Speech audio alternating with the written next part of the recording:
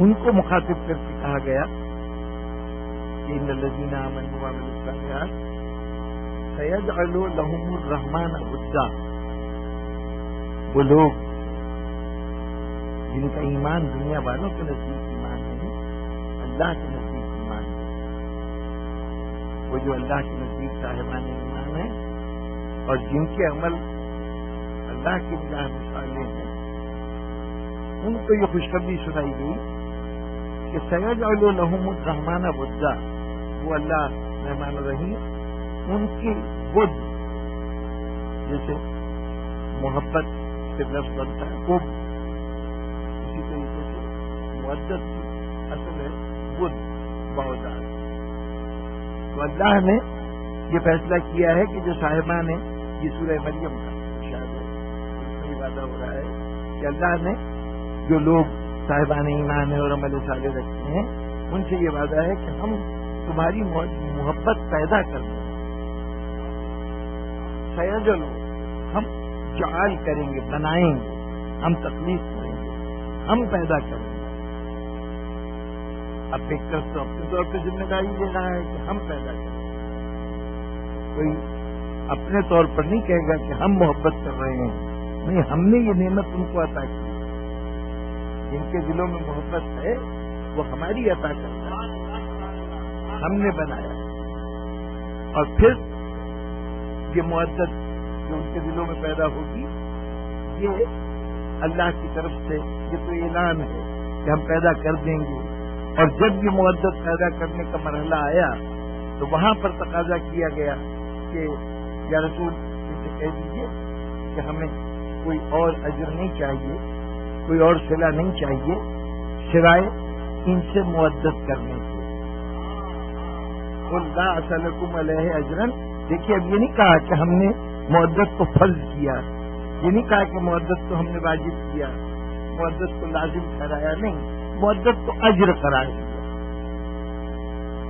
یہ واحد لب و لہجہ ہے کسی بھی عمل کے مطابق. مودت بھی ایک عمل ہے، اس عمل کے لیے یہ لہجہ بالکل منفرد ہے. مختلف انداز، مختلف پیرائے استعمال کیے گئے مختلف اعمال. یہاں پر صرف مودت کے لیے کہا گیا کہ یہ مودت تمہارے اوپر اجر قرار دی گئی، یعنی یہ فرض نہیں ہے، واجب نہیں ہے. اجر قرار دینے سے کیا نتیجہ نکلا؟ مودت کے اللہ کی طرف سے بنائے جانے کا کیا نتیجہ نکلا؟ یہ بحث یہ سب تک ممکن ہوئی، آگے چل کے ہوتی رہے گی. لیکن ایک بنیادی بات یہاں پہ سمجھ لیجیے کہ وہ تمام ضابطے، قاعدے، قانون جن کا تعلق ان باتوں سے ہے جنہیں فرض قرار دیا گیا، ان کا میدان الگ ہے، اور جن باتوں کو اجر قرار دیا گیا اس کا میدان الگ ہے. جس کو اجر قرار دیا گیا وہ بالکل الگ چیز ہے، اور جو فرض ہے، واجب ہے، جن کو فقہ کی اصطلاحات میں ہم بیان کرتے ہیں کہ وہ یا تو واجبات میں سے ہے، یا حرام میں شمار ہوتا ہے، یا فرض کی حیثیت رکھتا ہے، یا مباح کی حیثیت رکھتا ہے، مستحب ہے، مکروہ ہے. یہ جتنی اصطلاحیں ہیں فقہ کی، ان میں سے کوئی اصطلاح استعمال نہیں ہوگی. یہ جو مودت ہے اس کے لیے کوئی ایسی اصطلاح استعمال نہیں ہو رہی جو فقہ کے تمام موضوعات کے لیے استعمال ہو رہی ہے. یوں سمجھ لیجیے کہ جو کوئی شریعت کے احکامات ہیں وہ تو فرض قرار دیے گئے. صرف یہ ایک حکم ہے جس کے لیے وہ کہہ رہا ہے کہ میں حکم نہیں دے رہا ہوں، میں تو خود پیدا کروں گا. یہ تو میں خود پیدا کروں گا نا، تو یہ میں تمہیں حکم نہیں دے رہا ہوں. پروردگارہ جہاں تم نماز چاہتا تھا کہ ہم پڑھیں تو اس کے لیے تم نے حکم دیا کہ نماز پڑھو. روزہ چاہتا تھا کہ ہم رکھیں تو حکم دیا کہ روزہ رکھو. یہ مودت کے لیے کیوں حکم نہیں؟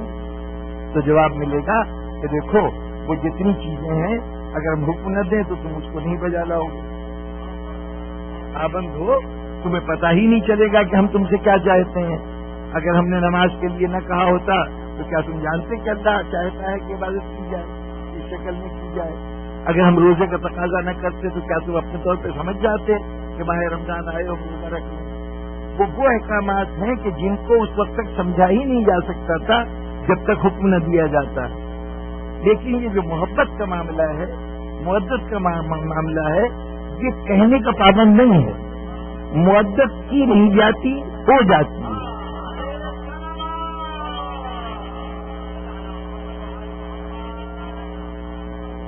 یہ تو آپ روزمرہ کی زبان میں بھی استعمال کرتے ہیں نا کہ محبت کی نہیں جاتی، محبت ہو جاتی ہے۔ تو پروردگار عالم جب محبت کا معاملہ ہو تو اگر یہ کہہ دے کہ ہم نے حکم قرار دیا تو پھر تو محبت کرنے کی چیز ہو جائے گی نا، یہاں کرنے کی چیز نہیں ہے، محبت ہو جائے گی، وہ فیضل ہو، وہ قرار دے گا، بنا دے گا محبت کو، ہمارے گھر میں، ہمارے دل میں اس کا ٹھکانہ قرار دے گا۔ یہ محبت پیدا کرنا اس کا کام ہے۔ تو محبت جو ہوتی ہے وہ کی جاتی ہے، وہ نہیں جاتی۔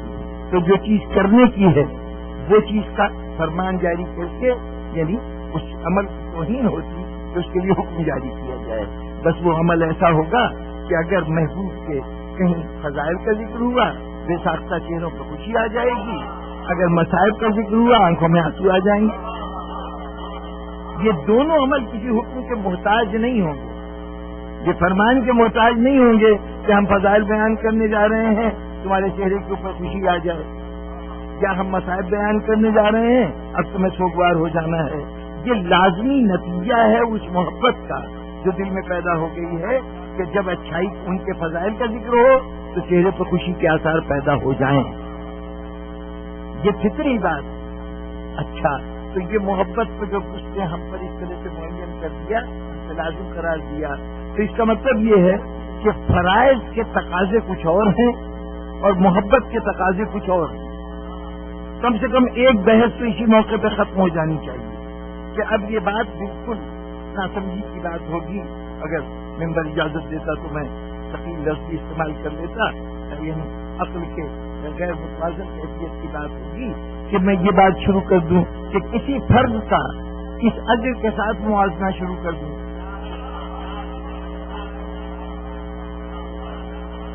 اب یہ کوئی بحث نہیں کہ نماز افضل ہے کہ ذکر حسین افضل ہے،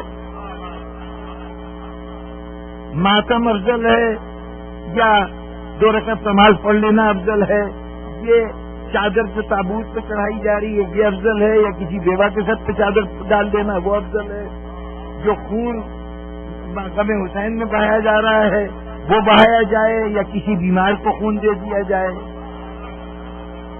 یہ دونوں بالکل الگ الگ فیلڈ ہیں، ان کا ایک دوسرے سے نہ مقابلہ ہے، نہ موازنہ ہے، نہ تصادم ہے۔ دونوں اپنی طور پر بالکل انڈیپینڈنٹ ہیں ایک دوسرے سے، اور ان کا باہمی طور پر کسی قسم کا مقابلہ نہیں ہو سکتا۔ ابھی وضاحتیں ہو جاتی ہیں کہ بات محض کتاب خطیبانہ دعوے نہیں ہے، ہمارے واقعہ یہی ہے کہ اس کے اصول، اس کے قواعد، اس کے ضوابط اور ہیں، جس کا نام فرض ہے، جس کا نام واجب ہے، جس کا نام حکم الہی ہے، جس کو بجا لانا ضروری ہے۔ اور دوسری طرف یہ جو محبت ہے، قاعدے قانون یہاں بھی ہیں لیکن وہ قاعدے قانون بالکل مختلف ہیں، اس کا میدان بالکل اور انداز سے ہے، وہاں پر وہ ضابطے استعمال نہیں ہوتے جو وہاں پہ استعمال ہوتے ہیں۔ لیکن پہلے بنیادی فرق سامنے دیکھیں، فرض جتنے بھی ہیں، آپ کے اوپر نماز فرض ہے، صبح کی نماز پڑھ لی، اب ظہر تک اطمینان سے بیٹھے رہیے، اب کوئی نماز آپ سے واجب نہیں۔ وقت ظہر آئے گا اس وقت نماز پڑھ لیجیے، نماز ادا ہو۔ وقت اثر ختم ہونے سے پہلے وقت اثر نماز اثر پڑھ لیجیے، نماز اثر ادا ہو۔ یعنی ایک فرض جو ہے وہ ادا ہو جاتا ہے۔ یہ لفظ ادا صرف فرض کے ساتھ استعمال ہوتا ہے۔ رمضان کے روزے رکھ لیے، فرض ادا ہو گیا کہ نہیں ادا ہو گیا؟ ہو سکتا ہے کہ دوران نماز کتنی دیر نماز پڑھتا رہا ہوں، اعمال تو بالکل وہ سب بجا لائے جو توضیح مسائل میں لکھے ہوئے ہیں، اسی طرح قیام، اسی طرح رکوع، اسی طرح سجود، جو بھی کہا گیا، کوئی ایک چیز بھی نماز کی نہیں چھوڑی۔ اگر نماز کی ظاہری شکل پوری ہو گئی تو دنیا کا کوئی مجتہد نہیں کہے گا کہ تم نے یہ جو نماز ادا کی ہے یہ نماز صحیح نہیں تھی، اس لیے کہ تمہارا ذہن تو کہیں اور بھٹک رہا تھا، تم ذہن میں کچھ اور سوچ رہے تھے، کچھ اور چیزوں کے تصورات تھے۔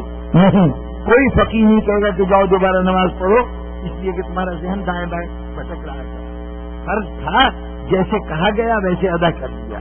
جتنا ہمارے بساط میں تھا، جتنا ہماری طاقت میں تھا، وہ ساری شرائط ہم نے پوری کر دی. اب ذہن پہ ہمارا اختیار نہیں ہے، خیالات پر ہمارا اختیار نہیں ہے.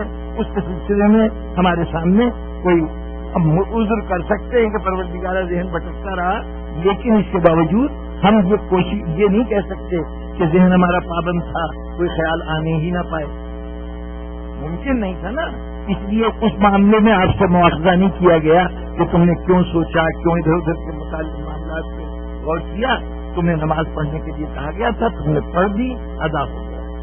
جتنے فرائض ہیں سب ادا ہو جاتے ہیں ان شرائط کے مطابق. جو شرائط شریعت سے مقرر کی ہیں اس کے مطابق ادا ہو جاتے ہیں. لیکن کیا محبت کے سلسلے میں کہا جا سکتا ہے کہ تم نے یہ 5 کام کر لیے، محبت ادا ہو گئی؟ بتائیے، کیا محبت کے لیے کوئی کہہ سکتا ہے کہ محبت ادا ہو گئی؟ محبت کبھی ادا نہیں ہوتی.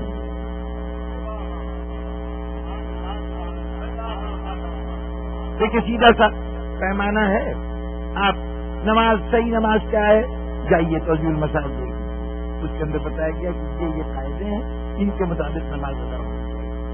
کوئی دل میں خیال پیدا ہو گیا ہے کہ خدا جانے یہ نماز صحیح ہوئی کہ نہیں ہوئی، کوئی کوتاہی تو نہیں ہو گئی، کوئی بات ایسی ہو گئی تھی جس کے متعلق مجھے حکم معلوم نہیں تھا، تو کسی فقیر سے پوچھ لیا، کسی مجتہد سے پوچھ لیا کہ بتائیے جناب یہ جو میں نے عمل کیا ہے نماز کے دوران، فرض کیجیے کہ کوئی جانور ایسا قریب آ گیا کہ اس کو بھگانا ضروری تھا، تو اب زبان سے کوئی لفظ ایسا نہیں کہہ سکتے تھے، تو قرت کو اس انداز سے ادا کر دیا کہ وہ خوفزدہ ہو کے بھاگ جائے.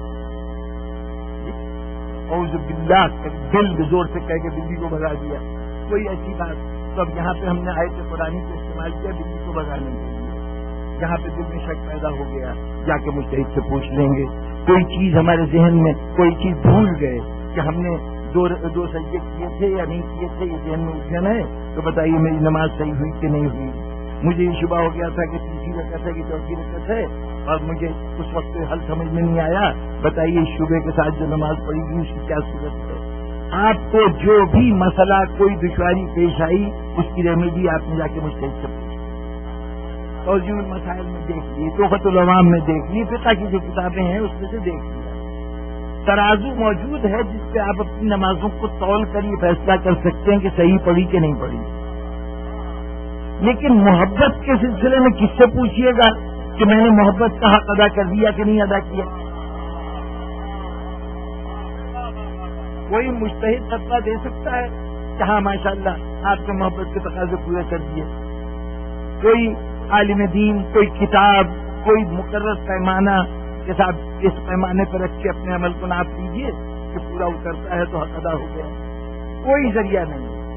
پھر پتہ کیسے چلے کہ محبت کی ذمہ داریاں ادا ہوئی کہ نہیں ہیں؟ تو یہاں پر بنیادی بات پیش نظر رہے کہ فرض کے لیے فقیہ ہے، فرض کے لیے مجتہد ہے، فرض کے لیے ہمارے یہاں عملیہ کی کتابیں ہیں، اس کو بتایا گیا کہ کیسے ادا ہوتا ہے.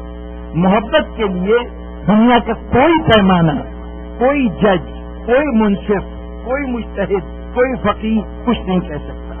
محبت کا فیصلہ صرف ایک جگہ ہوتا ہے، اس کا جج صرف ایک ہے، اور وہ کون ہے؟ جس سے اقرار محبت ہے. اس نے عمل کو قبول کر لیا تو عمل بہت اچھا.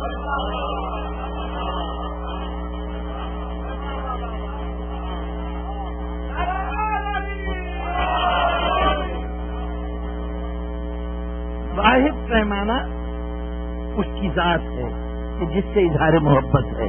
وہ کہتے کہ تم نے جو کچھ کیا ہے بڑا حقیر سا عمل تھا، بے وقت عمل تھا. اگر اس نے کہہ دیا کہ ہاں یہ عمل تمہارا قبول ہوا تو وہ سمجھیے کہ جو حقیر کی شے تھی دنیا میں اس سے زیادہ قیمتی کوئی شے نہیں ہے، اور دنیا کی قیمتی ترین شے لا کے محبوب کے قدموں میں رکھ دی گئی. اس نے کہا مجھے نہیں چاہیے. اب اس کی کوئی قدر و قیمت نہیں رہی، 2 کوڑی کی بھی اوقات نہیں رہی. فیصلہ صرف اور صرف محبوب ہے جو کرے گا کہ یہ محبت جو ہے یہ پسندیدہ ہے یا ناپسندیدہ ہے.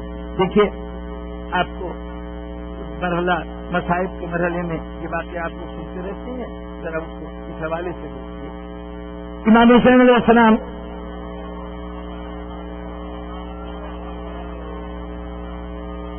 آپ کی ظہر کی نماز جو ہے روز عاشور، وہ تاریخ میں بڑی غیر معمولی نماز ہے کہ ایک صحابی ابو شمامہ سیداوی آئے تھے بارگاہ امامت میں، انہوں نے کہا کہ وقت ظہر ہو گیا ہے، تو مولا ہماری خواہش ہے کہ آپ کے پیچھے نماز پڑھ لیں۔ امام نے ان کو دعا دی کہ خدا تجھے نماز گزاروں میں شمار کرے، ہاں یہ وقت ظہر کا وقت ہو گیا ہے، ذرا ان سے کہو کہ تھوڑی دیر کے لیے جنگ کو ملتوی کرے۔ حضرت حبیب ابن مظاہر اور ابو شمامہ سیداوی یہ دو شخصیتیں تھے جو گئے اور جا کے لشکر اعظم سے انہوں نے کہا کہ کچھ دیر کے لیے رک جاؤ تاکہ ہم لوگ نماز پڑھ لیں۔ اس کے اوپر اب یہ تاکید کی انتہا تھی کہ کسی نے پلٹ کے یہ کہا کہ امام حسین کو نماز پڑھنے کی کیا ضرورت ہے، ان کو نماز سے فائدہ کیا ہوگا، ان کی نماز کون سی قبول ہے۔ اب یہ جملہ وہ لوگ جو معرفت امام رکھتے تھے ان کے لیے اس نوعیت کا جملہ انتہائی توہین امامت، اور اس توہین کے نتیجے میں رد عمل کے لیے اب ان کو کسی سے پوچھنے کی ضرورت نہیں تھی، انہیں معلوم تھا کہ یہاں ہمیں کیا کرنا چاہیے۔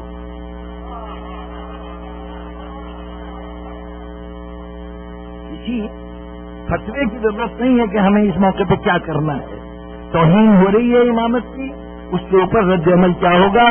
جناب حبیب بن مظاہر اور جناب ابو شمامہ سیداوی جو کہ دونوں اپنی تلواریں انہوں نے کھینچی اور اس شخص کے پیچھے دوڑے کہ جس نے جملہ کہا تھا، وہ لشکر اعظم میں چھپتا چلا گیا، پیچھے پیچھے چلتا گیا، یہ جنگ کرتے ہوئے اس کا تعاقب کرتے رہے اور لڑتے لڑتے فوج کے بالکل آخری سے پہنچ گئے، وہاں دونوں گر گئے اور دونوں شہید ہو گئے۔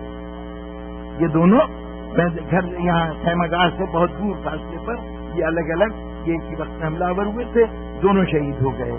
وہ جو امام نے دعا دی تھی کہ خدا تجھے نماز گزاروں میں شمار کرے، پہلے تو اس سے نماز گزاروں کی اہمیت کا اندازہ ہوا کہ جس میں کربلا جیسا جہاد شامل ہو، اس جہاد کی تاکید کے طور پر نماز پڑھنے والے کے لیے یہ دعا کی جائے کہ اس کا شمار نماز گزاروں میں ہو۔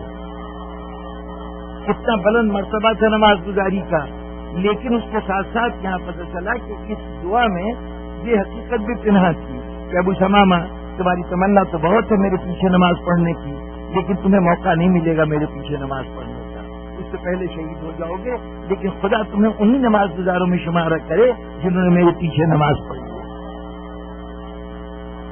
اچھا اب یہ دونوں تو شہید ہو گئے، اب امام کی طرف سے اعلان ہوا کہ نماز کی صفیں کھڑی کرو، ہمیں ان کی اجازت کی پرواہ نہیں ہے، ان کی اجازت کے محتاج نہیں تھے، ہم تو صرف یہ بتانا چاہتے تھے کہ ان کا دعوی اسلام کی کیا حقیقت کیا رکھتا ہے کہ جب نماز کی بھی اجازت نہیں دیتے تو اس کا مطلب یہ ہے کہ ان کو نہ خدا کی پرواہ ہے، نہ رسول کی پرواہ ہے، نہ اسلام کی حکم کی پرواہ ہے۔ چنانچہ صفیں کھڑی ہوئی، دو جوان امام کے سامنے آ کے کھڑے ہوئے۔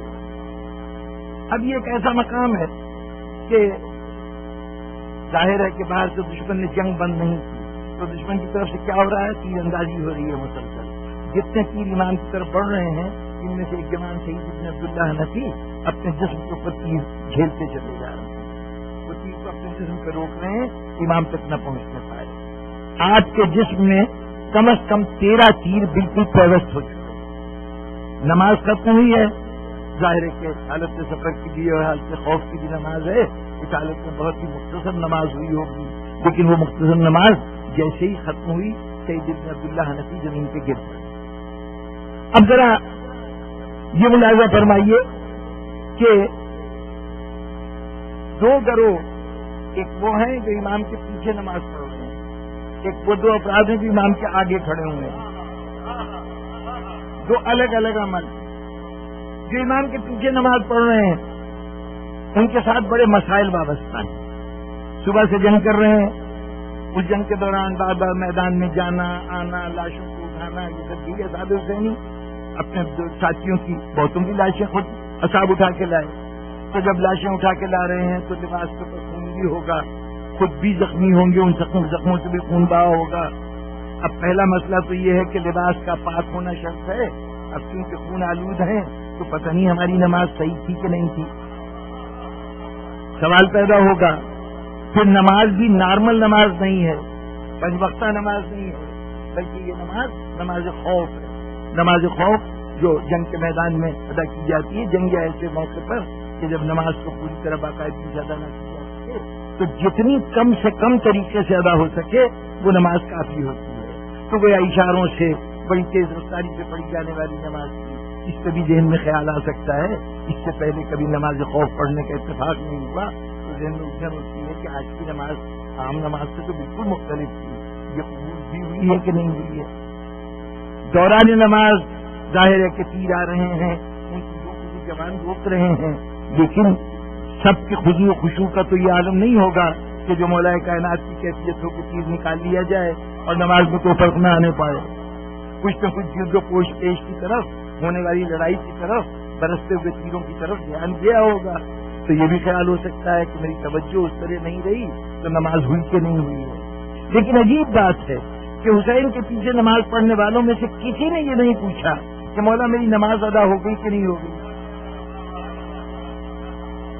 اچھا، اور وہ ایک فرد جو امام کے سامنے کھڑا ہے، جو ہر آنے والے تیر کو روک رہا ہے، جسم اس کا چھلنی ہو گیا ہے، وہ ایسا لگتا ہے کہ گویا وہ عرصہ پہلے اس قابل نہیں تھا کہ کھڑا رہ سکے، لیکن بس قوت ارادی تھی، ول پاور تھی کہ میں اپنے مولا کو امام نماز پڑھوا کے دم لوں گا، پورا موقع فراہم کروں گا. جیسی نماز تمام ہوئی وہ زمین پہ گر پڑی. اب بتائیے اس سے زیادہ وہ کیا کر سکتے تھے؟ جو کچھ بھی راہ خدا میں کیا جا سکتا تھا، اس سے بڑھ کر کیا کر سکتے تھے سعید ابن عبداللہ حنفی. لیکن تاریخوں میں جملہ لکھا ہے کہ سعید نے پلٹ کے امام سے پوچھا، مولا کیا میں نے حق ادا کر دیا؟ جہاں پوچھا جانا چاہیے تھا کہ ہم نے نماز ادا کی یا نہیں ادا کی، وہاں کوئی کسی نے سوال نہیں پوچھا. اور جہاں ہر طرح سے نظر آ رہا ہے کہ اس سے بڑھ کر کوئی اور عمل ہو ہی نہیں سکتا، ارے جان دی ہوئی اسی کی تھی، حق تو اصولاً تو ادا ہو گیا، اس کے بعد وہ اور کیا کر سکتا. لیکن وہ پوچھ رہے ہیں کہ میں نے حق ادا کر دیا. فرق کیا ہے جناب والا؟ فرق یہ ہے کہ جو حسین کے پیچھے نماز پڑھ رہے تھے وہ فرض نماز پڑھ رہے تھے، جو حسین کے آگے نماز پڑھ رہا تھا وہ نماز مقدس پڑھ رہا تھا.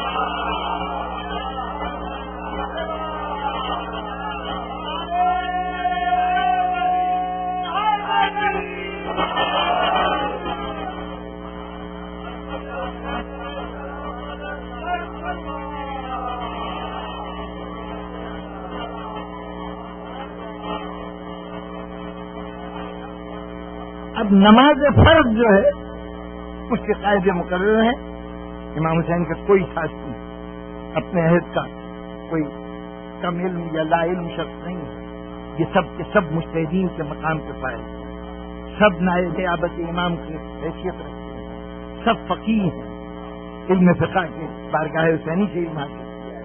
ان کو پوری طرح معلوم ہے کہ نماز کے ادا ہونے کی شرائط کیا ہیں، کن حالات میں کیسی نماز ہونی چاہیے. معلوم ہے کہ ہم نے جو نماز پڑھی ہے شریعت کے تمام تقاضوں کو پورا کرتے پڑھی ہوئی ہے، ان کو ذرہ برابر شک نہیں ہے کہ ان کی نماز ادا ہو گئی. لیکن وہ جو نماز مقدس ادا کر رہا تھا اسے معلوم ہے کہ کچھ بھی کر دیا ہو اس کی ادائیگی تو اسی صورت میں ہوگی کہ محبوب کہہ دے کہ ہاں ہو گئی. اس کی سند کے بغیر کوئی عمل ادا نہیں ہے. تو اس لیے پوچھ رہے ہیں کہ مولا بتائیے کیا میں نے حق ادا کر دیا؟ اب امام اگر کہہ دیں کہ حق ادا ہو گیا تو یقیناً حق ادا ہو گیا. اگر امام کہہ دیں کہ تم نے خام خواہ تم جان پہ کھیل گئے، تم نے اپنے کو قربان کر دیا، بلا وجہ تم نے اپنے کو ہلاکت میں ڈالا، کوئی ایسی بات کہہ دیں تو وہ جان جو گئی ہے وہ ضائع چلی جائے. تمام تر انحصار قبولیت پہ ہے. اسی لیے جذبہ مقدس کے کیے ہوئے عمل پر فتوے لینے نہ جائیے.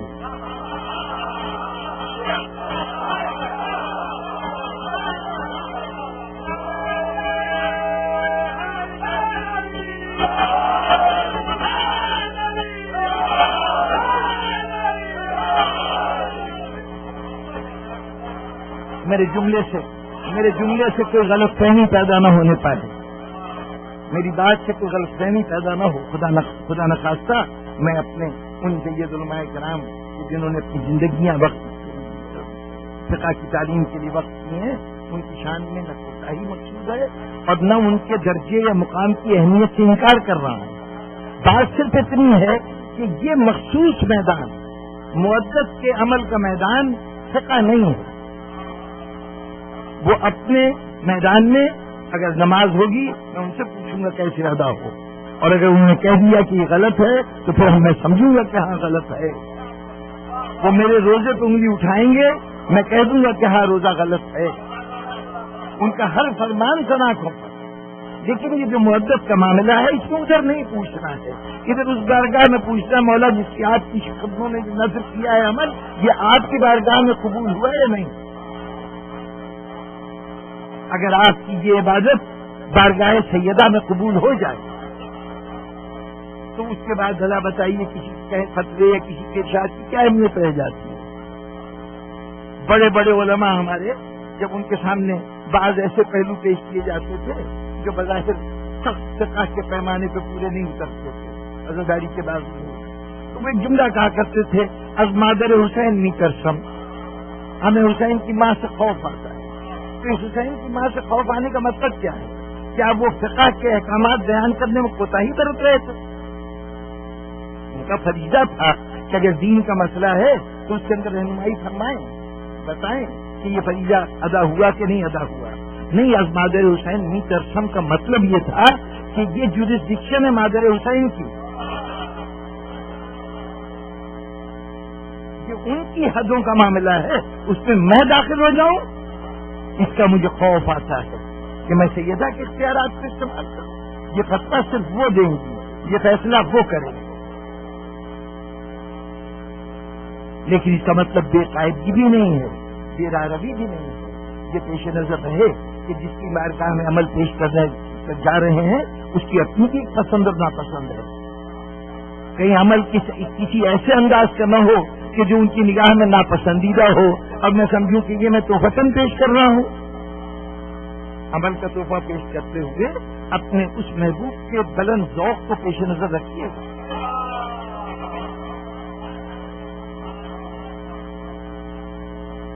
وہاں کسی اعتبار سے عمل جو ہے وسائل کی کمی کی وجہ سے دنیا والوں کی نگاہوں میں کوئی اہمیت نہیں رکھتا، لیکن وہ ایسے ہیں کہ دلوں کے حال سے واقف ہیں، وہ وسائل کی کمی کی پرواہ نہیں کر رہے ہیں. لیکن وسائل کی زیادتی سے کوئی عمل صرف اس لیے ہو رہا ہے کہ دنیا والے دیکھیں کہ ہم یہ عمل کر رہے ہیں.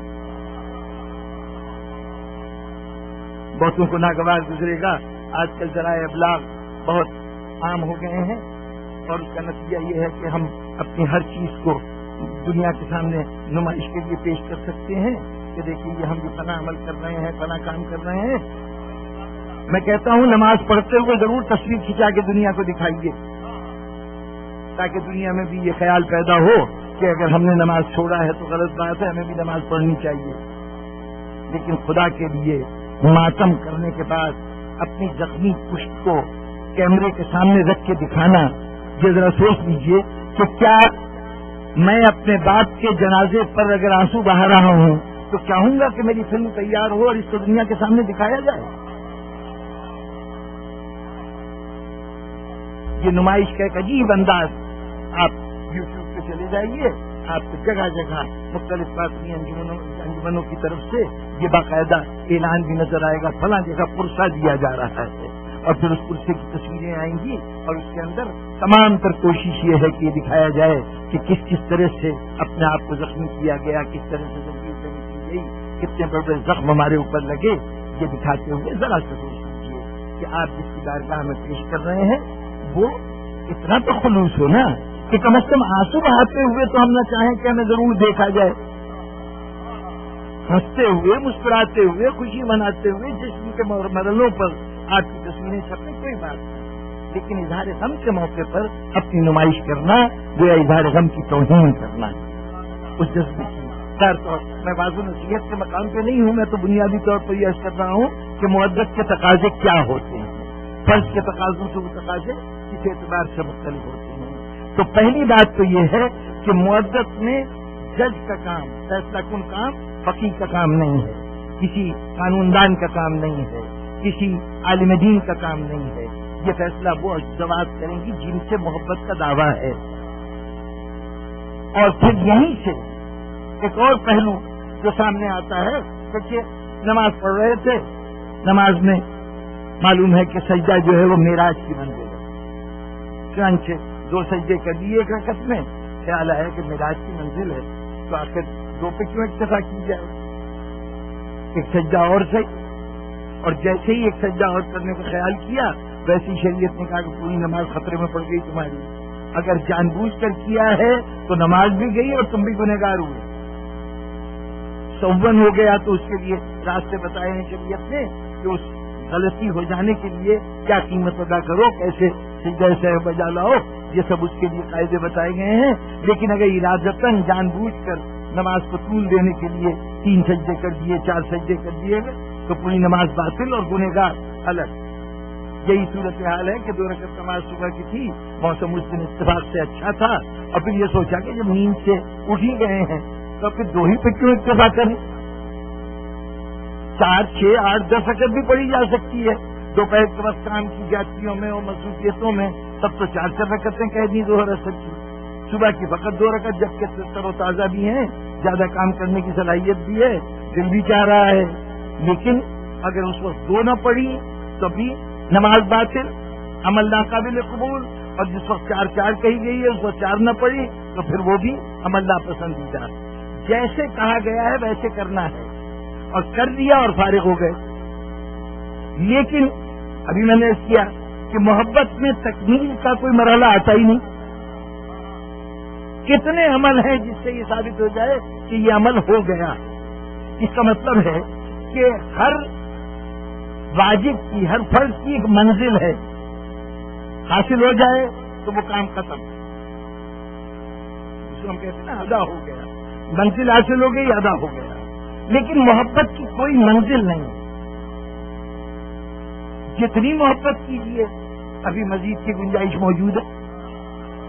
کبھی کوئی کہہ سکتا ہے نا کہ یہ محبت کی آخری منزل آ گئی، اس کا مطلب یہ کہ فرد کا مسافر منزل پہ پہنچ کے ٹھہر جاتا ہے، لیکن محبت کا مسافر کبھی ٹھہرتا نہیں ہے، چلتا رہتا ہے۔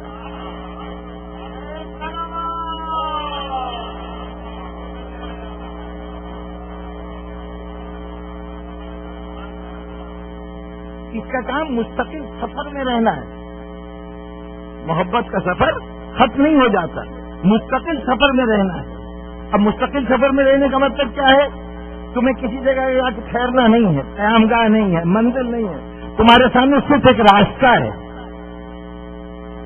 محبت صرف ایک راستے کا نام ہے، منزل کا نام نہیں ہے۔ ابھی بات واضح نہیں ہوئی، محبت راستے کا نام ہے، منزل کا نام نہیں ہے، فرض منزل ہے۔ جب فرض ادا ہو گیا، جو کام سے پوچھ کیا گیا تھا، جیسے کرنا تھا کر دیا، میرا فرض ادا ہو گیا۔ لیکن محبت کے اندر کوئی مقام نہیں آئے گا کہ یہ ادا ہو گیا، یہ تو جاری رہے گا۔ اس کا مطلب ہے کہ زندگی کے کسی مرحلے پر اگر آپ یہ دعا مانگ رہے ہیں کہ پروردگارا مجھے فلاں منزل پہ پہنچا دے، تو شاید کسی فرض کی دعا مانگ رہے ہوں گے، مجھ پہ نماز قضا ہے، پروردگارا یہ قضا نمازیں میری ادا ہو جائیں، یہ منزل کی دعا ہے۔ لیکن اگر یہ دعا مانگ رہے ہیں کہ پروردگارا ہمیں راستے کے اوپر ثابت قدم رکھنا، اس کا مطلب یہ دعا کسی فرض کی ادائیگی کے لیے نہیں ہے، یہ اس واحد کام کے لیے ہے جو کبھی ختم ہوتا ہی نہیں۔ یہ جو آپ نماز میں کہتے ہیں نا اہدنا الصراط المستقیم، تو صراط مستقیم کیا ہے؟ صراط مستقیم وہ مسلسل، دیکھیے کوئی منزل نہیں معین کی گئی، چلتے رہنا ہے۔ کیوں چلتے رہنا ہے؟ اس کی دعا ہر وقت کیوں مانگو؟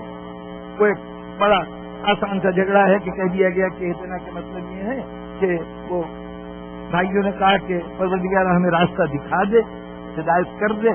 ہم نے کہا کہ نہیں، اس کا مطلب یہ ہے کہ ہدایت کے راستے پہ ثابت قدم رکھ۔ راز والا وہ بھی مطلب غلط نہیں ہے، راستہ دکھا دے، ہدایت کر دے صحیح راستے کی، وہ بھی غلط نہیں ہے۔ آپ ذرا غور فرمائیے کہ کسی راستے پہ آپ چلے جا رہے ہیں، راستے پہ چلنے کا مطلب یہ ہے کہ ایک قدم آپ کا زمین پہ ہے، راستے پہ ہے، ایک قدم اٹھا ہوا۔ یہ جو اٹھا ہوا قدم ہے، یہ رکھتے ہوئے اگر راستہ پتلا سا تھا، اگر فرض کیجیے کہ آپ کا زاویہ میرا زاویہ دوسرا پیر رکھتے ہوئے ذرا سے مستقیم ہونے کے بجائے تھوڑا سا ٹیڑھا ہو گیا، تو اگلا قدم اٹھا کے جب میں رکھوں گا تو وہ زاویہ اور بڑھ جائے گا، ٹھیک ہے؟ اس کے بعد قدم اٹھا کے رکھوں گا تو پھر فاصلہ اور زیادہ ہوگا، حتیٰ کہ میں اس راستے سے ہٹ کے کسی اور جگہ پہنچ چکا ہوں گا۔ کیونکہ یہ مسلسل عمل ہے، قدم اٹھانا ہے اور رکھنا ہے، تو ہر قدم کو اٹھا کے رکھنے سے پہلے اہدنا الصراط المستقیم، پروردگارہ یہ قدم سیدھا ہی پڑے، کہیں ایسا نہ ہو کہ محبت کی اصلاح میں کہیں دنیا کی طلب مجھے تھوڑے سے قدم کو ٹیڑھا کر دے، کہیں دنیا کی حاجتیں میرے راستے کی رکاوٹ بن جائیں، کہیں کسی کا خوف مجھے صراط مستقیم سے ہٹا دے، کہیں کسی طرح کی لالچ مجھے اس راستے سے ہٹا دے۔ ہر قدم پر ضرورت ہے جو اہدنا الصراط المستقیم کی دعا۔ محبت کا رستہ اتنا نازک رستہ ہے کہ یہاں نہ معلوم کب وہ خطا سرزد ہو جائے جو محبوب کی نگاہ میں انتہائی ناپسندیدہ ہو، اور یہاں فیصلہ ایک نظر پہ ہی ہوتا ہے۔ یہاں پوری بات شیٹ لمبے چوڑے ریزلٹ نہیں دیکھے جاتے کہ پچھلے امتحان میں کیا کیا تھا، پچھلے امتحان میں کیا کیا تھا۔ ایک لمحہ ہوتا ہے جہاں ذرا سے غفلت ہوئی اور نگاہ محبوب میں اگر رد ہو گئے تو پھر ہمیشہ کے لیے مردود قرار پا گئے۔ اس لیے ہر وقت دعا ہے اہدنا الصراط المستقیم، پروردگارہ ہم میں تو طاقت نہیں ہے، تم ہی ہماری ہدایت فرمائے گا جو اس راستے پر چلنے کی توفیق عطا فرمائے گا۔ اچھا، اب یہاں پر ایک پہلو کی طرف توجہ دلا دوں کہ جب یہ اللہ کی طرف سے رضیت ہوگی، محبت پیدا نہیں کر سکتے ہم، ارادہ نہیں کر سکتے، اللہ ہی پیدا کرتا ہے، تو جب وہ خالق مودت ہے، خالق محبت ہے، تو پہلی بات تو یہ کہ ہمارا اس بات پہ کیا ناز کہ ہم آل محمد سے محبت رکھتے ہیں۔ بھئی اللہ کی عطا ہے، آپ کو عطا ہو گئی، جو محروم ہیں ان کو اللہ نے عطا نہیں کیا، نہ اللہ ان سے شکایت کر سکتا ہے کہ تم نے کیوں نہیں محبت کو دکھائی، اور نہ آپ اس بات پہ ناز کر سکتے ہیں کہ ہم جناب بڑے مخصوص بندے ہیں کہ جو ان سے محبت رکھتے ہیں۔ جناب والا، یہ اللہ کی عطا تو ہے، اللہ ہی دیتا ہے، یہ محبت ہماری پیدا کردہ نہیں ہے، وہ پیدا کرتا ہے۔ دیکھیے اب یہ ضمن ایسی توجہ دلا دوں، جناب امیر علیہ السلام کے متعلق ہم کیا جانتے ہیں؟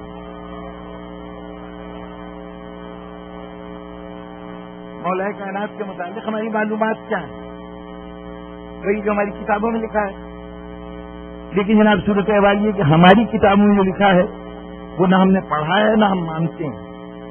ہماری صورت حال یہ ہے کہ جہاں کوئی ممبر سے کوئی روایت بیان ہوئی، فضیلت کا کوئی پہلو سامنے آیا، تو پہلا سوال یہ کیا جاتا ہے یہ ان کی کتابوں میں بھی ہے؟ مطلب ہم چاہتے ہیں کہ علی کی ہر فضیلت وہی ہو ہمارے سامنے بیان جو مخالفین کی کتابوں میں لکھی ہے۔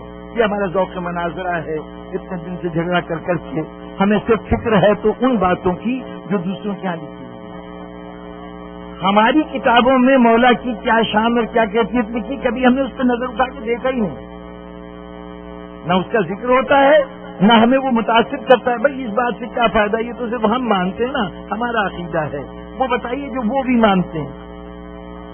ہماری معلومات تمام تر جناب امیر کے متعلق ان باتوں تک کی حد تک ہے جو غیروں نے لکھی ہیں، جو ان کی کتابوں میں ہے۔ اچھا، جو کچھ ان کی کتابوں میں لکھا ہوا ہے اس کو تو وہ بھی مانتے ہوں گے نا، جو ان کی کتابوں میں لکھا ہوا ہے، ان کے علماء نے اس کو لکھا ہے تو وہ اس کو بھی مانیں گے، لیکن وہ ان سب باتوں کو ماننے کے بعد علی کو کیا مانتے ہیں؟ چوتھا خلیفہ، مرتبے کے اعتبار سے بھی چوتھا نمبر ہے اصحاب رسول میں، یہی مانتے ہیں نا۔ جو کچھ ان کے پاس مواد ہے اس سے علی چوتھے خلیفہ بنتے ہیں، مرتبے میں چوتھے مقام پہ آتے ہیں۔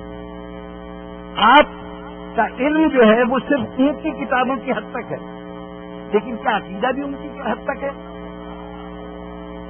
آپ علی کو کیا مانتے ہیں؟ میرا خیال اس سوال کا جواب میں پوچھوں تو ہم میں سے کوئی نہیں دے سکتا، اس لیے کہ آج تک ہم سمجھ ہی نہیں پائے کہ ہم علی کو کیا کیا مانتے ہیں۔ بس زیادہ سے زیادہ اگر پوچھو تو یوں پوچھ لو کہ کیا نہیں مانتے۔ ہم علی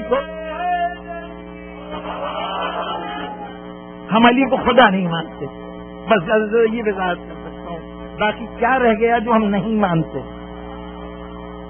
جی، جو کچھ ہم جانتے ہیں وہ علی ہے جس کے تحت علی کو چوتھا خلیفہ ہونا چاہیے۔ فضائل کی صف میں چوتھے نمبر پہ ہونا چاہیے. مانتے یہ کچھ ہے کہ آج تک ہم اس کو خود کوئی لفظ پہنا نہیں سکے, لفظوں کا لباس نہیں پہنا سکے کہ ہم کیا مانتے ہیں. تو اب جب ہم یہ جو کچھ مانتے ہیں اگر ان کتابوں میں نہیں ہے جن کے ذریعے ہم علی کو جانتے ہیں تو سمجھ لیجیے کہ یہ ماننا ہمارا کام نہیں ہے, کسی نے یہ ماننے کا اعزاز ہمیں عطا کیا ہے.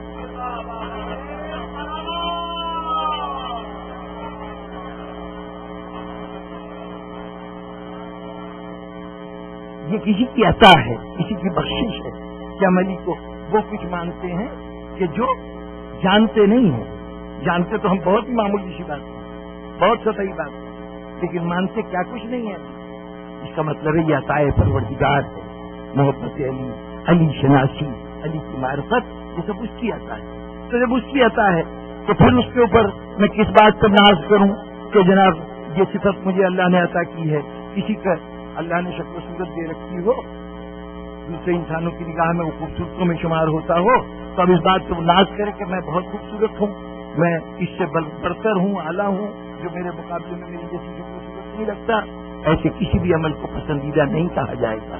اس پہ کیا ناز کرنا جو کسی کی عطا ہو. اپنی کوئی صفت ہو اس پہ ناز کرو, اس پہ فخر کرو. تو پھر یہ محبت جو ہماری اپنی پیدا کردہ نہیں ہے, اس پہ فخر کیوں, اس پہ ناز کیوں؟ بہتر ہم ناز تو نہیں کرتے, ہم تو شکریہ ادا کرتے ہیں, یہ نعمت ہمیں عطا کی. لیکن کیا یہ نعمت یوں ہی عطا کر دی گئی؟ اللہ نے کہا چلو یہ چند لوگ نظر آ رہے ہیں تو ان کو ایک ایک مٹھی دے دو, محبت اہل بیت. کوئی مسخات کے پر نہیں لگے ہوئے, لیکن ہم عطا کر رہے ہیں. یہ خلاف عدل الہی ہے. وہ دیتا ہے تو دینے کا جواز ہوتا ہے, کوئی نہ کوئی سبب ہوتا ہے تب وہ عطا کرتا ہے. تو پھر ہمیں دینے کا کیا سبب ہے جناب والا؟ یقیناً ہم محبت علی کو, محبت اہل بیت کو, محبت پنجتن کو دل میں پیدا نہیں کر سکتے, ہمارے اختیار سے باہر ہے. وہی پیدا کرتا ہے محبت, لیکن پیدا وہاں کرتا ہے کہ دیتا ہے بادہ زر سے قضا خار دیکھ کر.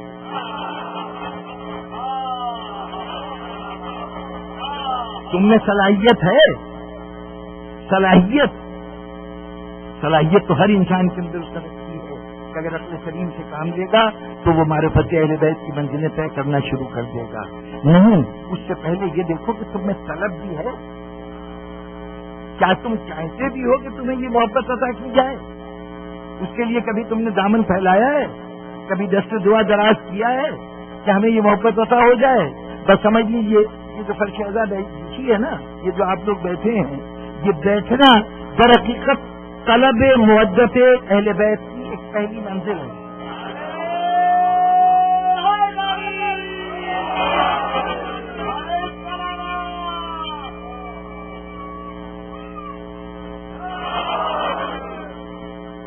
فرش اعضا بچھا کے ہم بیٹھ گئے, جمع ہو گئے, ہمارے سامنے آل محمد کے فضائل بیان کرو, ہمارے سامنے آل محمد کے مصائب بیان کرو. یہاں تک تو ہمارا اختیار تھا, یہ سب تو ہم کر سکتے تھے. پروردگارا ان فضائل کے نتیجے میں مجھے خوشی بھی عطا کر دے, یہ تیری عطا ہو. ان مصائب کے نتیجے میں میرے دل کو غمگین بنا دے, یہ تیری عطا ہو. لیکن جہاں تک پہنچیں گے تو اگلی منزل آنے کا امکان ہے. یہ سمجھ لیجئے کہ فرش اعضا پہ آئے ہیں تو یہاں ہم بھیک مانگنے آئے ہیں. پروردگارا ہمارے دامن کو محبت آل محمد سے بھر دے. اور خدا کا شکر ہے کہ جو یہاں آتا ہے وہ سیراب ہو کے جاتا ہے, یہاں عطا ہوتی ہے, لیکن طلب ہونا شرط اولین ہے. ہم مانگیں گے تب پھر محبت عطا ہوگی. اللہ کسی کے ساتھ ناانصافی نہیں کرتا کہ کچھ کو تو محبت سے سرفراز کر دے, ان کو تو پوری دنیا کے اندر باعزت بھی بنا دے, ان کے دلوں کو وہ سرور عطا کر دے جو دنیا میں بھی راحت کا باعث ہو, آخرت میں بھی راحت کا باعث ہو, اور دوسروں کو اس سے محروم رکھے. نہیں, جو طلب کرتا ہے طلب کی شدت کو دیکھ کر عطا کیا جاتا ہے. عزاداری میں جتنا انعامات بڑھتا جاتا ہے اس طلب کا اظہار بڑھتا جاتا ہے. طلب حصول معدت بڑھتی جاتی ہے اور ہوتے ہوتے وہ مقام آتا ہے جہاں یہ عطا جاری ہو جاتی ہے. ہم نے کبھی اپنے بچوں سے نہیں کہا کہ تم محبت علی اختیار کرو, تمہیں امام حسین سے عشق ہونا چاہیے, تمہیں ہستیوں سے محبت کرنی چاہیے. ہم صرف یہاں لا کے بٹھا دیتے ہیں اور پھر انعام آپ نے دیکھ لیا کہ ننھے بچے آتے ہیں اور کچھ دن کے بعد ان کے ہاتھ سینے پہ جانا سیکھ لیتے ہیں، زبان یا حسین کہنا سیکھ لیتی ہے. اللہ کی نگاہوں میں یہ اس کی طلب ہے کہ اس کو محبت آل محمد سے سرشار کر دیا جائے. پھر ایک جملہ مؤدبانہ عرض کر دوں کہ اب وقت کے تقاضوں کے تحت بچوں کا بعض اوقات شور گل ہنگامہ، ان کا بچپنا ہمارے لیے ناگوار ہو جاتا ہے. ہماری مجلس کے درمیان یہ رکاوٹ بن رہا ہے، ہمارے لیے توجہ ہماری اپنی طرف کھینچ رہا ہے. بچے یوں کرتے ہیں، اس کو لیپ ٹاپ دے دیتے ہیں، اس کو موبائل پکڑا دیتے ہیں، یہ اس پہ بیٹھا کھیلتا رہے. ہم کم سے کم سکون سے مجلس کو سنیں. آپ کا جذبہ اپنے لیے تو صحیح ہے، اس کی طرف کے راستے کو کیوں بند کر رہے ہیں؟ پھر امید نہ کیجیے کہ وہ محبت آل محمد سے اسی طرح سرشار ہوگا جیسے یہ نعمت آپ کو عطا ہوئی. اس کے اندر وہ طلب تو پیدا ہونے دیجیے. جب کچھ دیر صبر کر کے بیٹھے گا، اپنے کو ضبط کرے گا، اپنے والدین کی آنکھوں سے بہتے ہوئے آنسو دیکھے گا، اپنے والدین کی کسی مرحلے پہ واہ واہ سنے گا، نعرہ سنے گا، اس کے اندر بھی جذبہ پیدا ہوگا. یہ کیفیتیں میرے اندر بھی پیدا ہوں، میں بھی جذبے سے سرشار ہوں. اور پھر اس کے نتیجے میں پھر اب آپ کو کہنے کی ضرورت نہیں ہوگی کہ آل محمد سے محبت کرو، وہ خود بخود سرشار ہوتا چلا جائے گا. خدا کے لیے ذرا بعض چیزوں کی طرف ہمیں توجہ دینی چاہیے کہ جو ہم عزاداری کے معاملے میں اس کو ہم کیجول انداز سے لینے لگے ہیں. کوئی بات نہیں. کبھی اب آج کل کے زمانے میں فرش ازا بچھانا کوئی مشکل کام نہیں ہو گیا. ایک زمانہ تھا کہ فرش ازا بچھانا زمانے سے ٹکر لینے کے مترادف تھا. ذکر حسین کرنا بڑی قیمتیں مانگ رہا تھا، جان کی قیمت، مال کی قیمت. اب وہ سب کام نسبتاً آسان ہو گیا ہے. یہ آسانی کہیں آپ طلب کو کم نہ کرتے. طلب کم ہوگی تو اس کے خزانے میں جہاں فراوانی ہے، اس کے خزانے لامحدود ہیں، وہاں وہ بلا کسی حق کے کسی کو دینے کا بھی قائل نہیں. کہیں ایسا نہ ہو. یاد رکھیے کہ اگر آپ ذکر حسین نہیں کریں گے، میں ذکر حسین نہیں کروں گا، میں ذکر آل محمد نہیں کروں گا، تو یہ سمجھو کہ ذکر آل محمد بند ہو جائے گا. میں حسین پہ نہیں روں گا تو کیا حسین پہ رونے کا سلسلہ بند ہو جائے گا؟ جس حسین کی کیفیت یہ ہو کہ پتھر روئے ہوں، آسمان کے چاند ستارے روئے ہوں، جو پوری کائنات سے خراج غم وصول کر سکتا ہے، اس کی نگاہ میں میرے چند آنسوؤں کی کیا حیثیت ہے؟ وہ آنسو جو کوئی جھوٹا قصہ سن کے بہنے لگتے ہیں، جو ذرا سے نقصان پہ بہنے لگتے ہیں، جو چھوٹی سی چوٹ پر نکل آتے ہیں، ان آنسوؤں کی کیا قدر و قیمت ہے؟ اگر ان آنسوؤں کو اس بارگاہ میں قبول کر لیا گیا ہے تو شکر ادا کیجیے کہ بے وقت چیز کو اتنی بڑا قیمتی مقام مل گیا. یہ محبت بہت بڑی نعمت ہے. بس آج دل چاہتا ہے کہ ایک محبت کرنے والے کی محبت کا تھوڑا سا تذکرہ کریں، لیکن ذرا پس منظر تھوڑا سا اس سے آگاہ ہونا ضروری ہوگا. ایران سے 2 شہزادیاں لائی گئی تھی سرزمین عرب. لوگوں نے چاہا کہ ان کو بازار میں کنیز بنا کے بیچ دیا جائے. جناب امیر نے کہا کہ یہ نہیں ہو سکتا. شرفا کی بہو بیٹیوں کے ساتھ یہ سلوک نہیں ہو سکتا. آپ نے ان دونوں پر اپنا حق استعمال کیا اور ان میں سے ایک کاغذ امام حسین علیہ السلام کے ساتھ کیا، دوسرے کا محمد ابن ابی بکر حضرت ابو بکر کے ساتھ جناب امیر کی جو ان کی پرورش ہوئی تھی ان کے حوالے کیا. جو امام حسین کی شریک حیات بنی ان کا نام ہے شہر بانو. جب یہ شہر بانو امام کی بارگاہ میں آئی تو ان کے ساتھ محبت کی زنجیر سے بندھی ہوئی چند کنیزیں بھی بارگاہ حسین میں آ گئی. اپنے مالکین کے ساتھ ان کی کچھ کنیزیں وہ بھی آئی اور کنیزوں کو وقتاً فوقتاً آزاد کیا جاتا رہا. وہ تو اپنے راستوں پہ جدا ہو گئی. ایک کنیز تھی اس کا نام شیریں تھا. وہ بارگاہ جناب شہر بانو میں ان کی خدمت میں مصروف ہے. ایک دن امام حسین علیہ السلام نے اس کو کام کرتے دیکھا تو اس کے سلیقے کی تعریف کی. بڑا اس کا سلیقہ کا مظاہرہ کر رہی ہے. شوہر کی زبان سے کنیز کی تعریف سن کر جناب شہر بانو نے اس سے مطلب یہ لیا کہ کہ شاید یہ کنیز امام کو پسند ہے، فوراً کہا کہ یہ میری طرف سے ہبا کی جاتی ہے، یعنی آپ کی طرف اس کی ملکیت ٹرانسفر ہو، اب آپ جانیے اور یہ کنیز جانیے۔ امام نے فوراً ہی کہا اچھا یہ کنیز تم نے مجھے دی ہے تو میں اسے اللہ کی راہ میں آزاد کروں۔ اب سوچیے غلام کو رہائی کی خبر ملے، ایک کنیز کو آزادی کی خبر ملے، اس کے لیے خوشی کا کتنا بڑا موقع ہوگا، لیکن عجیب رد عمل ہوا۔ اب یہ دیکھیے محبت کے طرز عمل میں بہت سے رویے ایسے آتے ہیں جو عام نگاہوں میں سمجھ میں نہیں آئیں گے۔ آزادی میں لیے خوش ہو، وہ ایک دم سے بے ساختہ جناب شہربانو کے قدموں پہ گر پڑی۔ بی بی کیا اپنے قدموں سے مجھے جدا کر رہی ہیں؟ یہ آزاد کہہ کے مجھے کیا اس گھر سے باہر نکال رہی ہیں؟ امام نے کہا نہیں یہ بات نہیں ہے، گھبراؤ نہیں، تمہیں گھر سے باہر جانے کا حکم نہیں دیا جا رہا ہے، تم اس گھر میں رہو، ایک آزاد فرد کے طور پر رہ سکتی ہے، تمہارے اوپر کوئی پابندی نہیں ہوگی، تم یہاں رہو یا کہیں اور چلی جاؤ۔ اب وہ بدستور خدمت میں رہتی رہی۔ اتنے میں ایک شخص تھا حلب کا رہنے والا، عزیر اس کا نام تھا۔ وہ شخص بارگاہ امام میں حاضر ہوا اور اس نے حاضر ہو کے کہا، عیسائی تھا، اپنے خاندان قوم قبیلے کے اعتبار سے اس نے کہا کہ مولا میں نے دین اسلام کو جتنا سنا ہے جتنا سمجھا ہے اس کے اعتبار سے میرا دل چاہتا ہے کہ میں مسلمان ہو جاؤں، تو کیا میں آپ کے ہاتھ سے اسلام قبول کر دوں؟ آپ کو اس بات کی اجازت دیں گے کہ آپ کا اسلامیوں میں بھی شامل کر لیا جائے؟ امام نے کہا بسم اللہ، آؤ تمہارے لیے یہ دامن اسلام کھلا ہوا ہے۔ اس نے اسلام قبول کر لیا۔ اب امام کی بارگاہ میں رہ کے احکامات دین سمجھتا رہا، جتنے بنیادی ضروریات کی چیزیں تھیں وہ جانتا رہا، مسائل سیکھتا رہا۔ کچھ دن قیام کرنے کے بعد اب اس نے کہا کہ مولا اجازت دیجیے تو میں اپنے وطن میں واپس چلا جاؤں۔ امام نے کہا بس شوق جاؤ، لیکن جاتے ہوئے بات بتاؤ کہ تم شادی شدہ ہو یا غیر شادی شدہ؟ اس نے کہا کہ ابھی تو شادی نہیں ہوئی۔ کہا اچھا اگر جاؤ گے تو تمہارے قوم قبیلے والے تمہیں قبول کر لیں گے؟ اس بات کے بعد کہ تم اسلام لے آئے اور وہ سب کے سب ابھی عیسائی ہیں تو کیا وہ تمہیں قبول کر لیں گے؟ اس نے سر جھکا لیا۔ اس نے کہا مولا یہ تو بظاہر امکان نہیں ہے، بلکہ مجھے خطرہ ہے کہ میرے خلاف شدید مخالفت کی لہر ہوگی جب میں جا کے بتاؤں گا کہ میں اسلام لے آیا ہوں۔ یہ حلب شام کے علاقے میں وہاں کی بات ہے۔ امام نے کہا کہ اچھا اگر تیرے لیے کوئی شریک زندگی نہیں تو میں تیرے لیے کوشش کرتا ہوں۔ گئے شینی کے پاس، شینی سے کہا کہ یہ شخص ہمارے دروازے پہ ٹھہرا ہوا ہے، اگر تمہارا کر دیا جائے تو قبول ہے۔ اس نے امام کی منشا سمجھتے ہوئے سر جھکا دیا، مولا مجھے قبول۔ امام نے عرض کرا۔ اب عرض کے بعد کچھ دن تک تو دونوں میاں بیوی وہاں رہے۔ اس کے بعد پھر عزیر نے کہا کہ یہ مولا اجازت ہے مجھے، میں چلا جاؤں؟ کہاں شوق سے جاؤ۔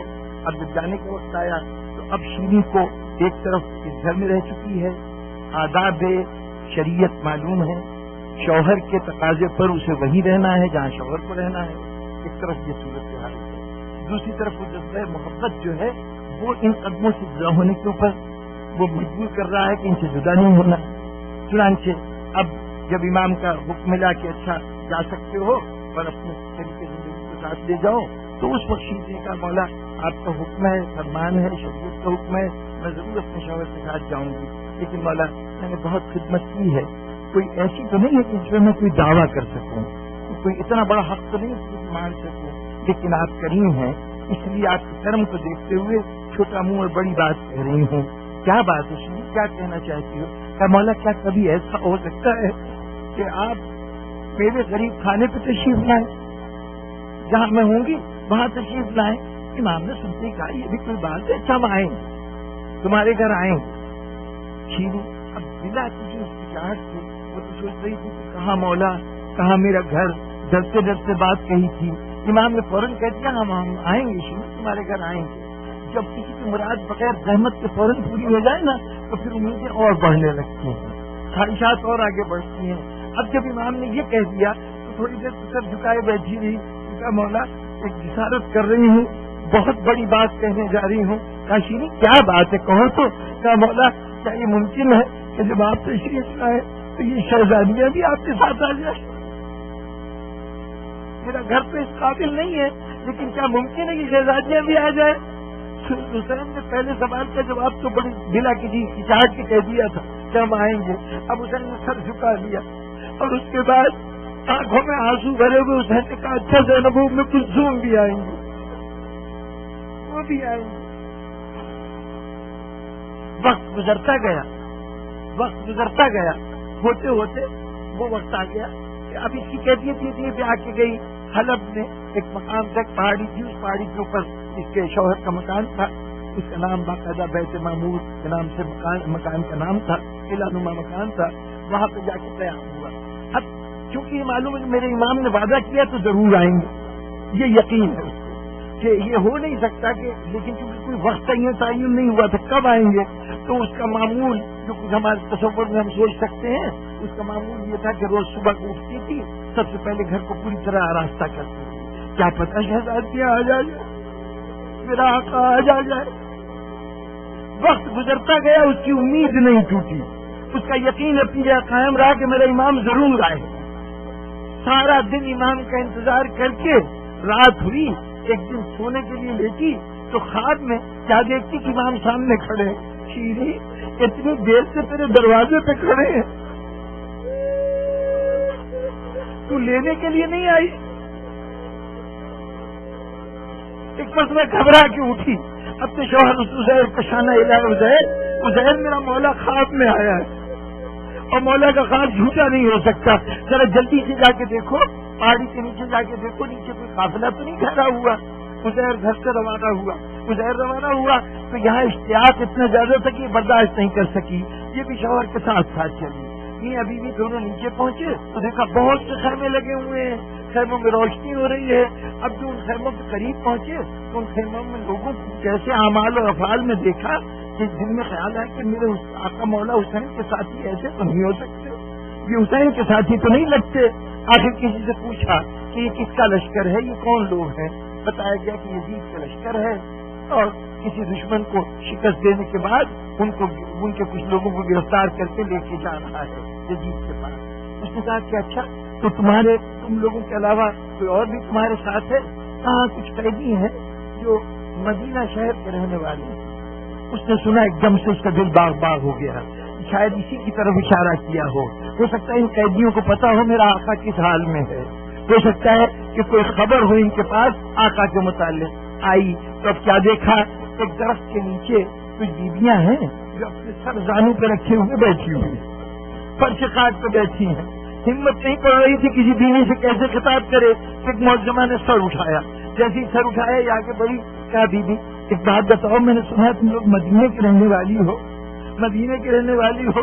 بیوی نے سر ہلا کے کہا ہاں ہم مدینے کے رہنے والے ہیں۔ کہا بیوی تم محلہ بنی ہاشم کو جانتے ہو؟ چونک کے زینب نے دیکھا، ہاں کیا بات ہے، محلہ بنی ہاشم سے کیا غرض ہے؟ کہا بیوی وہاں میری شہزادیاں رہتی ہیں، ان کا کچھ حال بتا سکتی ہو؟ ایک مرتبہ زینب نے کہا کیا نام ہے تیری شہزادیوں کا؟ اس جملے میں پتہ نہیں کیا بات تھی، جیسے تڑپ گئی۔ کہا بھی یہ ان لوگوں کو دیکھا ہے جن کا مجمع ہے، یہ جن کے خیمے لگے، یہ لوگ اس قابل ہیں کہ ان کے سامنے میں ان شہزادیوں کا نام لوں؟ میری شہزادیاں بڑی محترم ہیں، وہ شہزادیاں ایسی ہیں کہ ان کی والدہ گرامی کا جنازہ رات کی تاریکی میں اٹھا تھا تاکہ غیروں کی نظر نہ پڑے، تو سب سے میں برداشت نہ کر سکے۔ شیری تو نے دعوت دی تھی نا، ہم تیرے دروازے پہ آئے ہیں، اور وہ صندوق میں تیرے آقا حسین کا سر بند ہے۔ میں اتنا سنا کہ سر حسین بھی ہے اور بے مخنا چادر زینب بھی ہے، تو اب گھبرا کے نہیں پوچھا کہ علی اکبر کہاں ہے، یہ نہیں پوچھا صاحب حسین کہاں ہے، پوچھا تو ایک سوال پوچھا، بی بی میرا شہزادہ عباس کہاں ہے؟ عباس ہوتا تو نہ حسین کا سر کٹتا، نہ بیویوں کے سروں کی چادر اتاری جاتی۔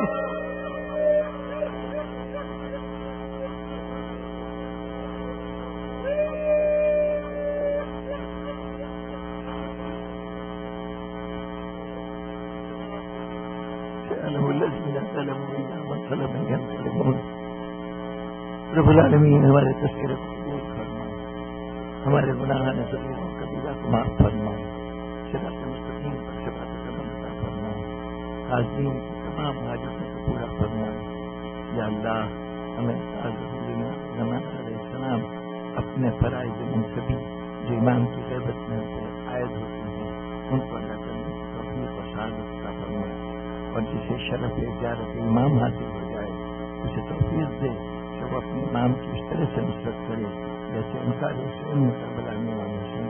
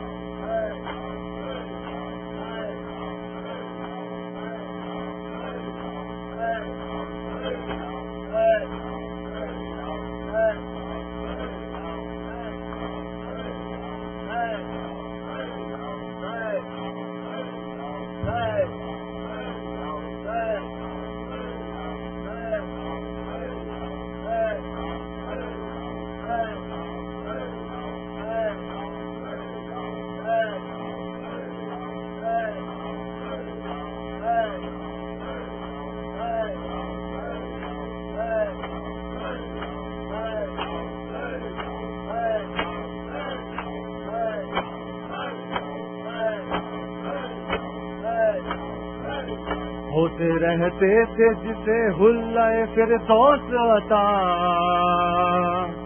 وہ شہنشاہ زمن جس کو کفن بھی نہ ملا،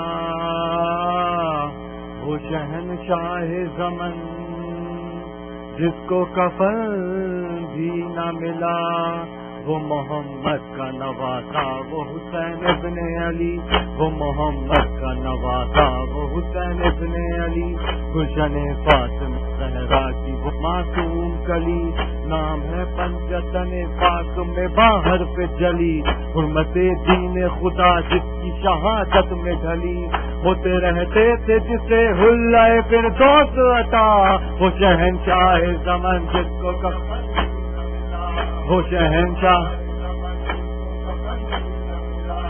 شہنشاہ زمن،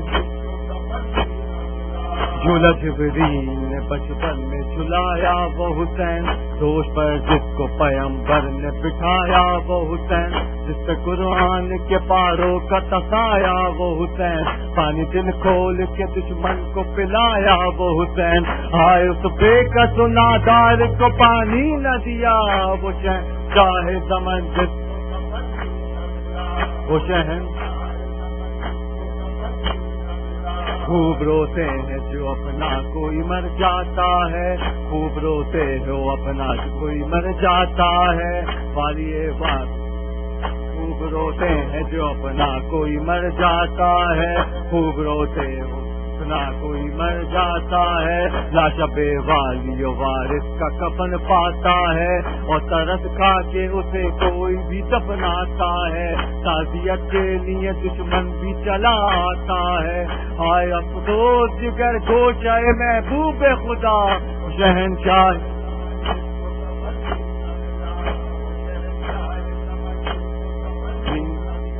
وہ شہنشاہ زمن جس کو کفن، وہ شہنشاہ پرچم حضرت عباس اٹھانے والے، رہیں آباد عزا خان سجانے والے، اور سلامت رہنوں کو سنانے والے، غم شبیر میں جو ہے اشک بہانے والے، فاطمہ زہرا انہیں خلد میں دیتی ہے دعا، شہنشاہ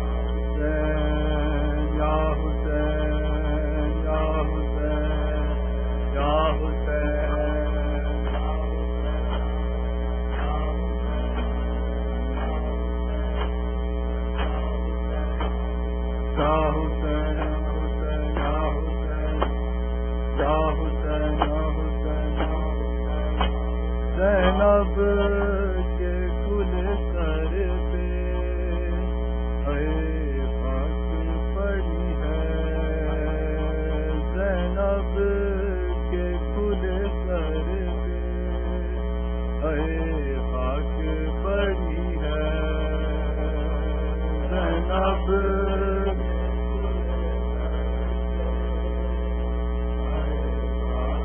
پڑی ہے،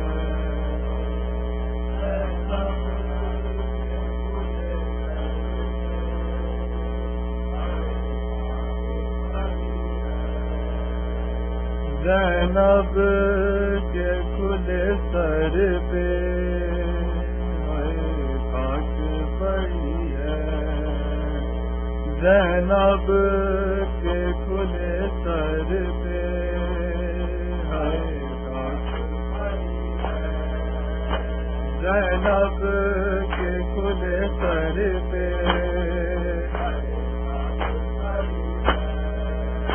زینب کے کھلے سر پہ روتی ہوئی شبیر کے، روتی ہوئی شبیر کے لاشیں کھڑی ہے زینب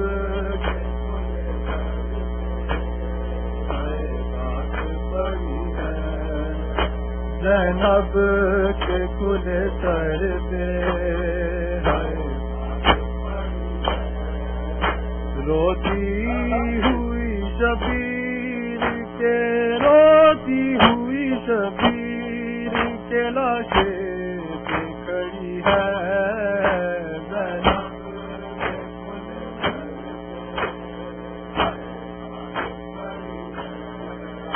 زینب کے کھلے سر پہ خاک پڑی ہے زینب کے کھلے سر پہ گھبرائی ہوئی شمر کے ظلموں سے ہے زینب قیدی بھی ہے اور شام قیدی بھی ہے اور شام غریباں کی ڈری ہے زینب کے سر پہ خاک پڑی ہے زینب کے کھلے سر پہ خاک پڑی ہے زینب کے کھلے سر پہ گھبرائی ہوئی شمر کے ظلموں سے ہے زینب قیدی بھی ہے اور شام قیدی بھی ہے اور شام غریباں کی ڈری ہے زینب کے سر پہ خاک پڑی ہے زینب کے کھلے سر پہ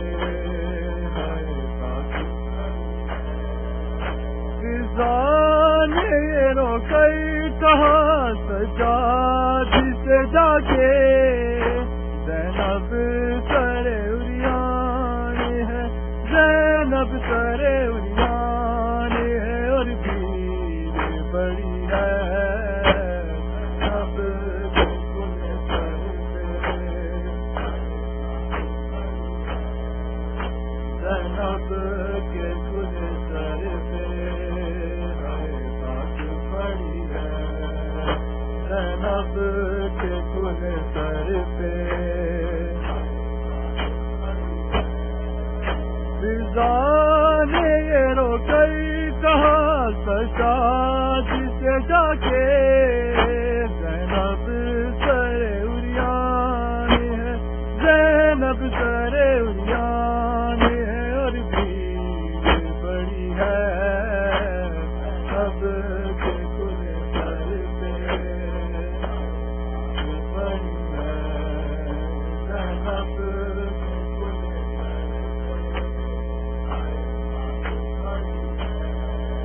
روتی ہوئی شبیر کے روتی ہوئی شبیر کے لاشیں پہ کھڑی ہے زینب کے سر پہ خاک پڑی ہے زینب کے کھلے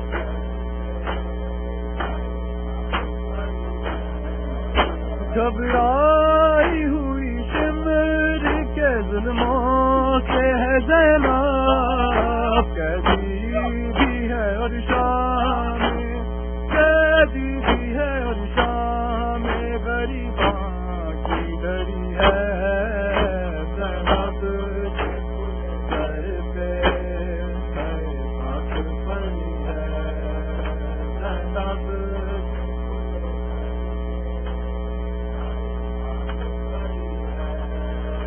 زینب کے کھلے سر پہ خاک پڑی ہے زینب کے کھلے سر پہ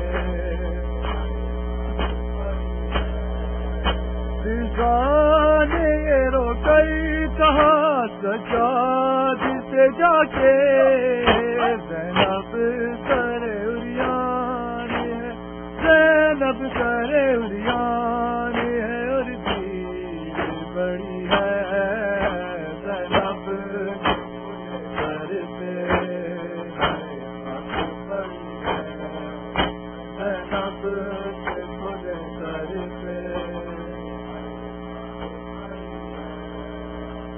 روتی ہوئی شبیر کے روتی ہوئی شبیر کے لاشیں پہ کھڑی ہے زینب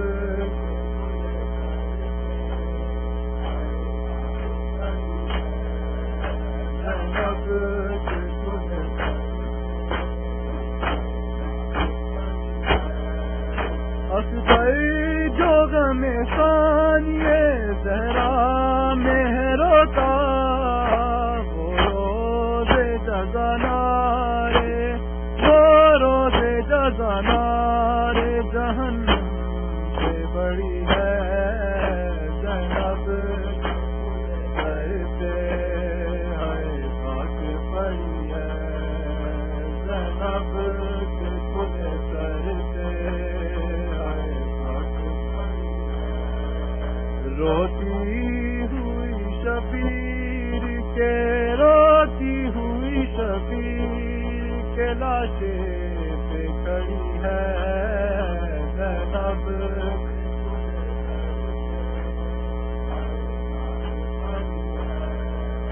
زینب کے کھلے سر پہ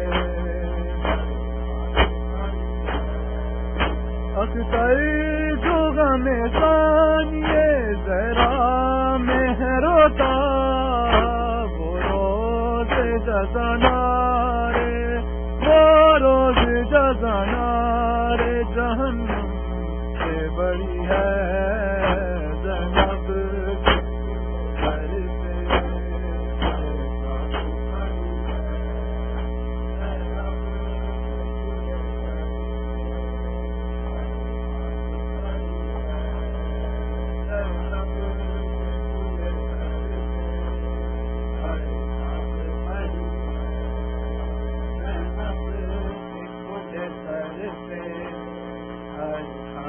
پہ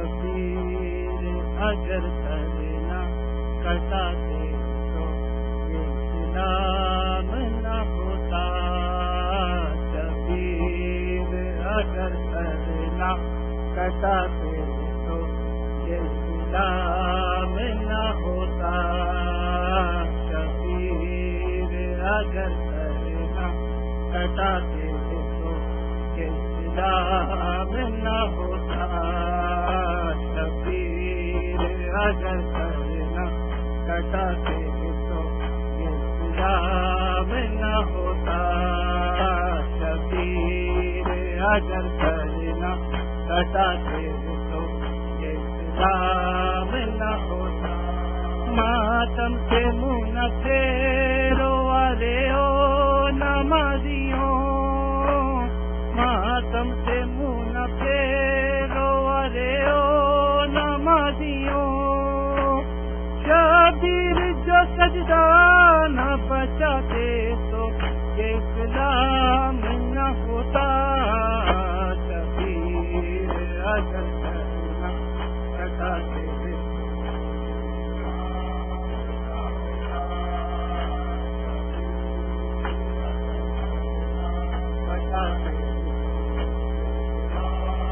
نہ ہوتا سجدے میں گئے ایسے پھر سر نہ اٹھایا نیزے پہ چڑھ کے شاہ نے قرآن سنایا اکبر نے دی اذان جو صبح عاشور کو شکل ابھی اذان سناتے تو یہ اسلام نہ ہوتا شبیر اگر کٹاتے تو اسلام نہ ہوتا شبیر اگر کرنا کٹاتے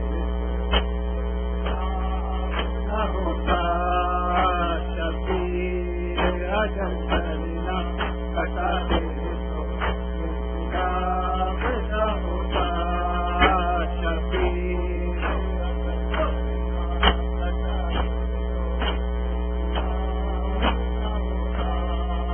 ज़ैनब ने खुद उजड़ के ही को बचा लिया, चादर लुटी तो खाक कब्र खा बना लिया, जख्मों से चूर देखे असीरों का काफिला, सज्जाद अगर शाम न जाते तो ये इस्लाम न होता, शबीर अगर न कटाते तो इस्लाम न होता, शबीर अगर न कटाते तो इस्लाम न होता, शबीर अगर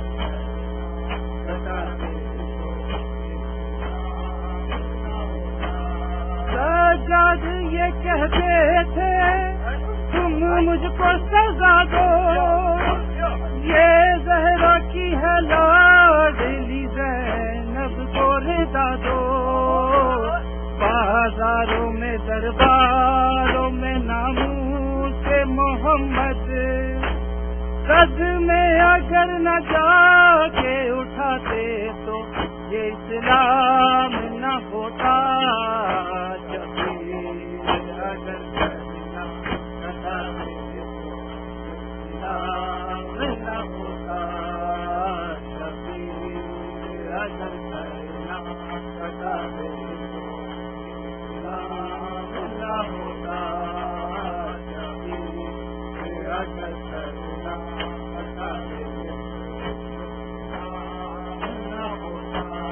मातम गुनाह मुल्ला फतवे लगा गया, और मातमी हुसैन के पुरसों में आ गया, वो लोग जन्नती है ये ज़हरा का फैसला, सादात अगर खुद को बचाते तो ये इस्लाम न होता, शबीर अगर न कटाते तो इस्लाम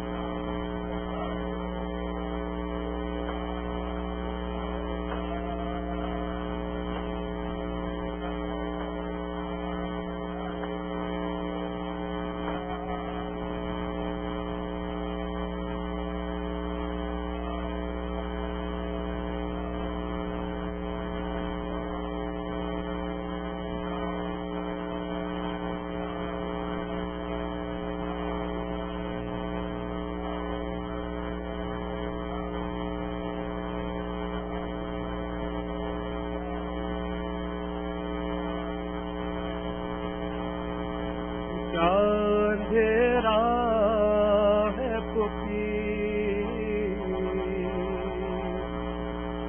क्या अंधेरा है पुपी, कैद खाने में सकीना ये बयां करती थी,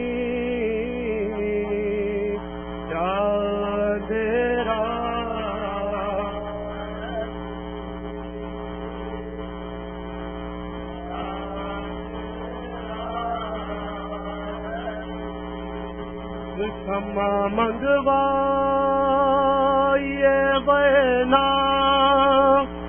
मैं नहीं दीने की, क्या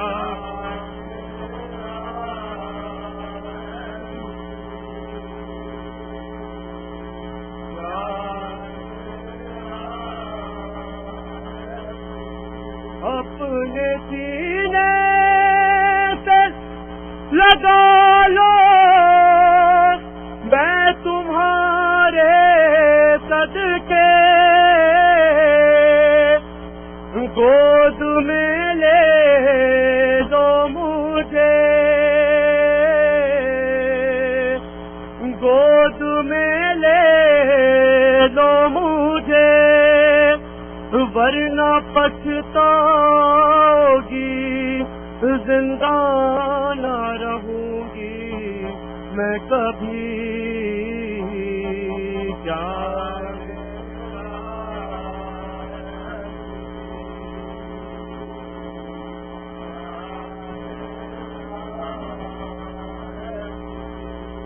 آج کی کو بھی کیا بابا نہیں آئیں گے مجھ کو تڑپائیں گے مجھ کو تڑپائیں گے ان کے سینے پہ اگر سوتی تو نیند آ جاتی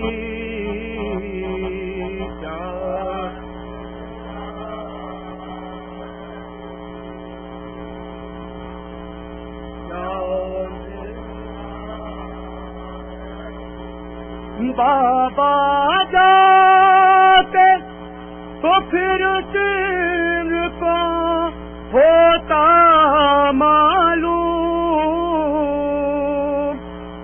کون ہے یہ معصوم کون ہے یہ معصوم کیا سمجھ کر مجھے یوں گڑکیاں دیتا ہے شکی کیا اندھیرا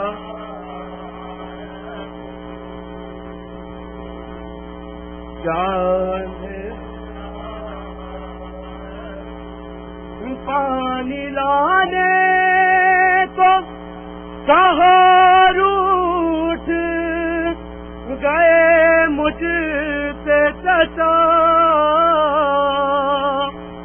آپ ہی سوچے ذرا آپ ہی سوچے ذرا ہوتے امو تو میں اس طرح تماچے کھاتی کیا